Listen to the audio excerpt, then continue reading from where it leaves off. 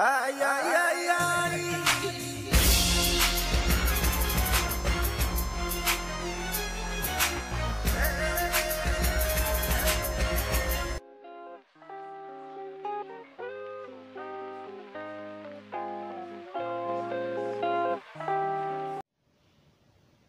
Inflasi dan deflasi oleh kelompok 4. Anggota kelompok 1. Alifatul Husnia. 2. Dimas Tionugroho. 3. Devi Maulida Puspa Aji. 4. Ika Rahayu Puspaningrum. 5. Prastiwi Widiarni. Dan 6. Siti Maisyarah. Materi yang akan kita bahas pada video kali ini adalah pengertian inflasi, pengertian deflasi, kurva gap inflasi dan deflasi, cara mengatasi inflasi, inflasi di Indonesia, dan cara pemerintah mengatasi inflasi. Pengertian inflasi. Inflasi adalah kecenderungan harga-harga untuk meningkat secara umum dan terus-menerus. Macam-macam inflasi. Yang pertama, berdasarkan tingkat keparahannya. 1. Inflasi ringan di bawah 10% per tahun. 2. Inflasi sedang di kisaran 10-30% per tahun. Inflasi berat di kisaran 30-100% per tahun. Hyperinflation di kisaran lebih dari 100% per tahun. Jenis-jenis inflasi berdasarkan penyebabnya. 1. Demandful inflation, inflasi yang terjadi karena permintaan akan barang atau jasa lebih tinggi dari yang bisa dipenuhi oleh produsen. 2. Cost push inflation, inflasi yang terjadi karena kenaikan biaya produksi sehingga harga penawaran barang naik. Bottleneck inflation, inflasi campuran yang disebabkan oleh faktor penawaran atau faktor permintaan. Jenis-jenis inflasi berdasarkan sumbernya. 1. Domestic inflation, yaitu inflasi yang bersumber dari dalam negeri.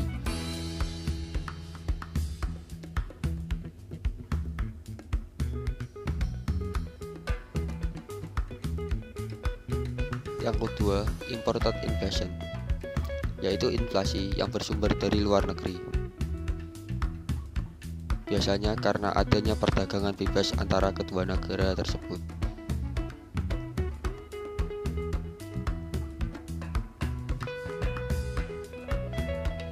Rumus inflasi.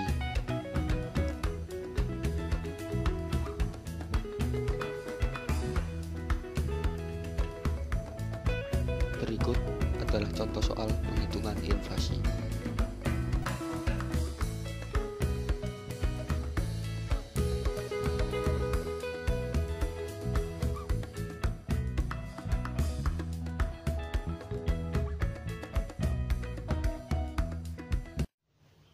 Pengertian deflasi dan jenis-jenis deflasi. Pengertian deflasi. Deflasi adalah keadaan yang menunjukkan penurunan harga suatu barang atau jasa terus menurun dalam kurun waktu yang relatif singkat. Turunnya harga suatu barang atau jasa berimbas pada sektor lain, seperti menurunnya upah pekerja. Jenis-jenis deflasi. Berdasarkan proses terjadinya, deflasi dibagi menjadi dua jenis, yaitu deflasi strategis dan deflasi sirkulasi. Deflasi strategis merupakan deflasi yang timbul karena adanya penetapan kebijakan mengenai pengendalian gejala konsumsi berlebihan. Kondisi ini diyakini dapat menekan kenaikan harga produk di pasaran. Salah satu penyebab dari deflasi strategis adalah adanya kebijakan yang dikeluarkan oleh bank sentral dan pemerintah. Banyak negara yang mengalami deflasi akibat kebijakan bank sentral yang mengatur perekonomian suatu negara. Deflasi sirkulasi. Deflasi ini disebabkan oleh kondisi yang tidak stabil dalam kondisi perekonomian. Berlangsung dalam transisi kondisi ekonomi stabil ke ekonomi merosot, membuat kondisi ini cukup meresahkan. Deflasi sirkulasi muncul karena konsumsi dan daya produksi dalam suatu negara tidak lagi menunjukkan keseimbangan. Hal ini menyebabkan harga produk mengalami kemerosotan di pasaran pada resesi ekonomi. Penyebab deflasi. Deflasi dapat terjadi karena beberapa sebab berikut ini, antara lain: 1. Menurunnya jumlah uang yang beredar di masyarakat. Yang kedua, naiknya jumlah barang di pasar. Yang ketiga, permintaan barang menurun. Deflasi memberikan dampak yang cukup banyak, yaitu dampak positif dan dampak negatif. Dampak positif dari deflasi yaitu yang pertama, untuk membiasakan hidup hemat bagi konsumen. Yang kedua, nilai mata uang akan menguat. Yang ketiga, masyarakat memiliki kesadaran dalam menabung agar bisa memenuhi kebutuhan mereka. Kemudian dampak negatif dari deflasi. Yang pertama, banyak yang kehilangan pekerjaan. Yang kedua, pemasukan negara atau devisa akan berkurang karena pemungutan pajak tidak maksimal.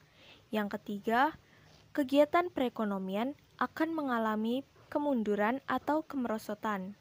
Yang keempat, lesunya investasi di sektor real ataupun di lantai bursa yang akan menambah berat ekonomi karena tidak ada aktivitas bisnis yang berjalan.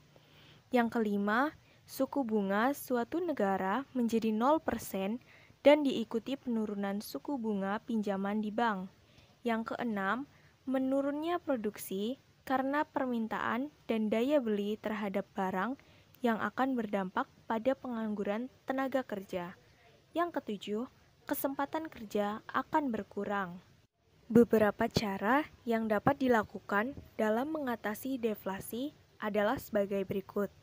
Yang pertama, menurunkan tingkat suku bunga. Tujuannya adalah untuk menambah uang yang beredar di masyarakat. Yang kedua, menerapkan kebijakan moneter. Kebijakan moneter adalah kebijakan yang dilakukan oleh bank sentral dengan tujuan untuk menambah jumlah uang yang beredar di masyarakat.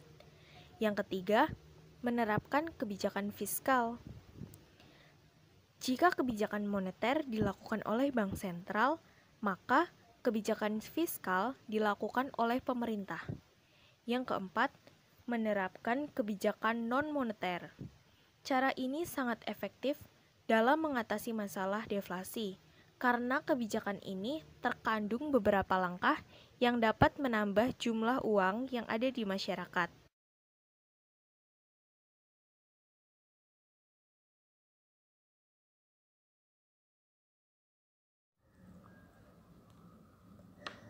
Kesenjangan inflasi adalah konsep ekonomi makro yang mengukur perbedaan antara tingkat PDB real saat ini dan PDB yang akan ada.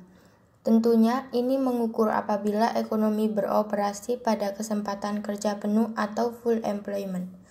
Kesenjangan dianggap bersifat inflasi ketika PDB real saat ini harus lebih tinggi daripada PDB potensial.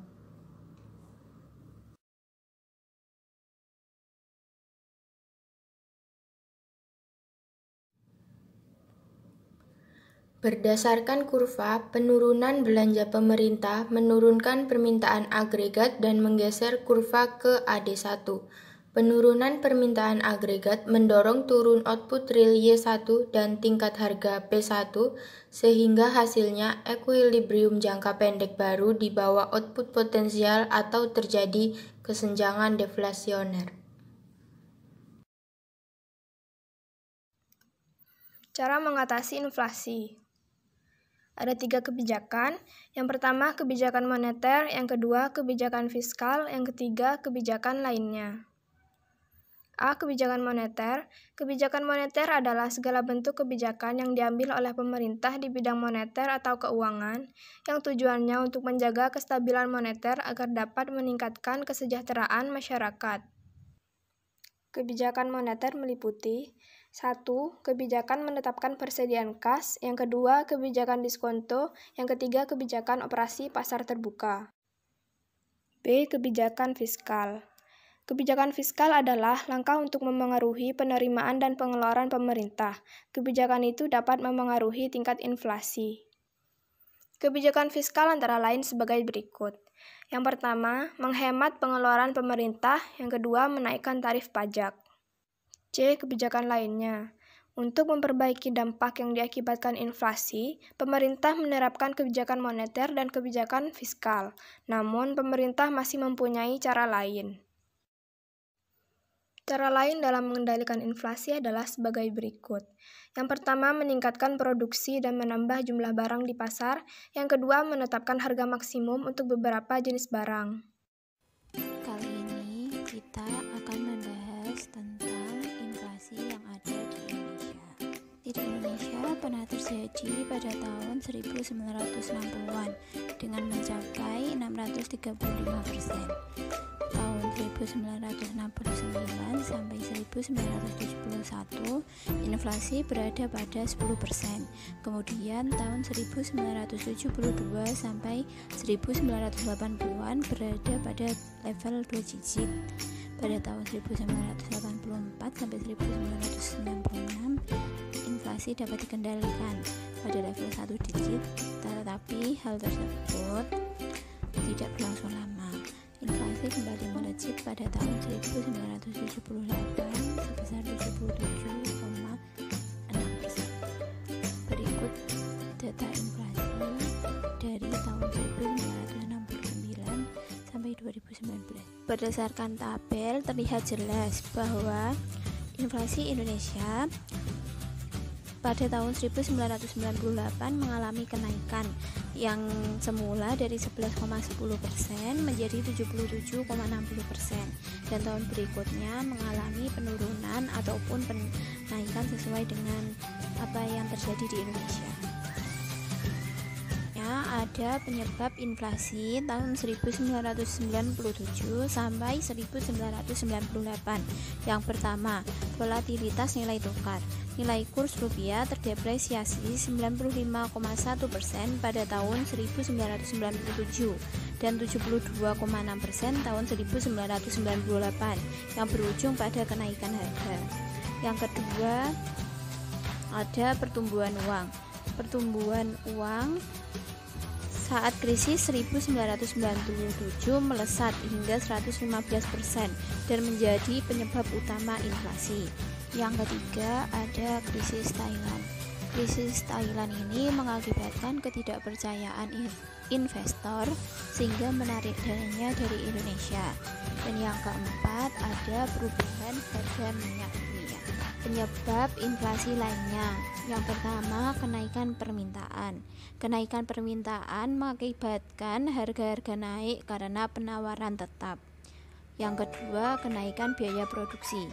Kenaikan biaya produksi mengakibatkan harga naik dan terjadilah inflasi. Dan yang ketiga, campuran. Adanya kenaikan penawaran dan permintaan secara tidak seimbang. Berikut data terbaru inflasi tahun 2020 di Indonesia.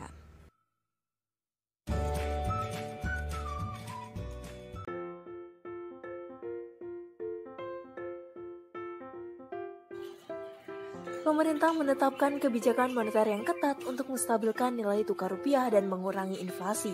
Berikut adalah beberapa kebijakan moneter yang ditetapkan pemerintah pada tahun 1998 untuk mengatasi inflasi yang terjadi. Yang pertama, yaitu pemerintah berusaha untuk mempertahankan jumlah uang primer dan domestik aset bersih pada tingkat relatif konstan. Dengan adanya sasaran ini, diharapkan tingkat suku bunga akan tetap tinggi dan menurun setelah pasar stabil. Yang kedua, pemerintah melakukan pembenahan dalam sistem perbankan, yaitu dengan menanggulangi kesulitan bank yang lemah melalui peningkatan modal dan penggabungan atau penutupan. Serta, untuk bank yang sehat akan diperkuat dengan memberikan modal baru. Sebagai langkah awal, pada pertengahan bulan Agustus tahun 1998, pemerintah mengeluarkan kebijakan restrukturisasi perbankan dengan menggabungkan 4 bank pemerintah, yaitu Bank Eksim, Bapindo, Bank Bumidaya, dan Bank Dagang Negara. Penggabungan keempat bank ini membentuk bank baru yang diberi nama Bank Mandiri. Bank ini mendapat suntikan modal dari pemerintah dan kredit bermasalahnya dialihkan kepada aset manajemen unit. Dengan demikian, Bank Mandiri merupakan bank yang sehat.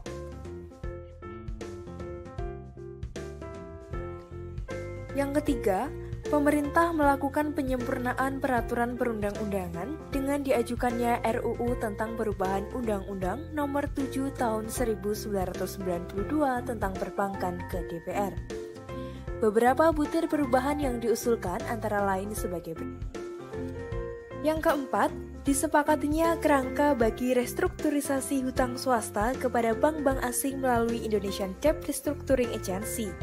Melalui lembaga ini, diharapkan kreditor dalam dan luar negeri akan berpartisipasi menanggulangi masalah hutang setiap perusahaan.